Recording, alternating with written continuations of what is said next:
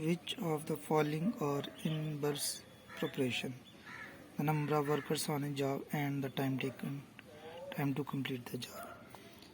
देखिए, the number of workers on a job and the time to complete the job as the number of workers on a job increases. यानी कि हम अगर मजदूरों को बढ़ा देंगे दीवार लगाने के लिए, मान लो the time to complete the job decrease. अगर दीवार लगाने के लिए मजदूरों को बढ़ा देंगे, अगर सपोज कर लो कि एक दीवार बनाने के लिए 2 मजदूर लगाते हैं तो वो 1 दिन लगाते हैं। अगर हम 4 मजदूर लगा देंगे तो वो उसी दीवार को आधे दिन में ही कंप्लीट कर लेंगे, यानी टाइम कम हो जाएगा। तो जहाँ पर वर्कर्स इंक्रीज हुए तो टाइम डिक्रीज हो गया, तो it is A indirectly proportional.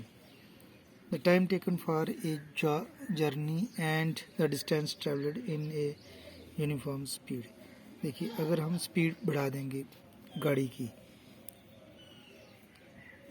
Time जो है वो बढ़ा देंगे, ज़्यादा टाइम लेंगे तो डिस्टेंस जो है वो गाड़ी ज़्यादा कवर करेगी अगर स्पीड दोनों में सेम रखेंगे तो। इसलिए जे अगर हमने टाइम बढ़ा दिया और डिस्टेंस भी बढ़ गया, अगर टाइम कम करेंगे तो डिस्टेंस भी कम हो जाएगा। So it is A directly proportional.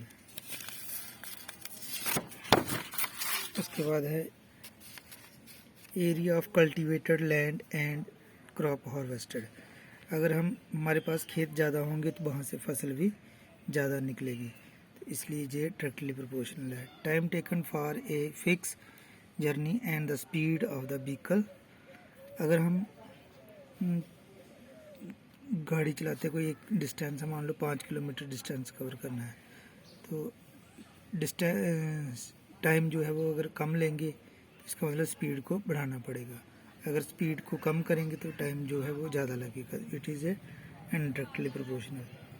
The population of a country and the area of land पर पर्सन।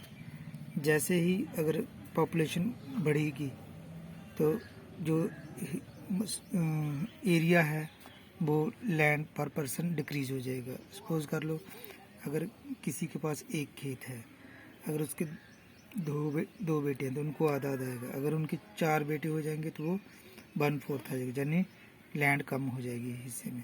तो it is a indirectly proportional. Define indirectly proportional as one quantity increase. अगर एक quantity increase होती है and the other quantity decrease, और दूसरी कम होती है, तो देन प्रोपोर्शन इज इनडायरेक्ट। तब हम प्रोपोर्शनल जो होगा वो उसको इनडायरेक्ट बोलेंगे।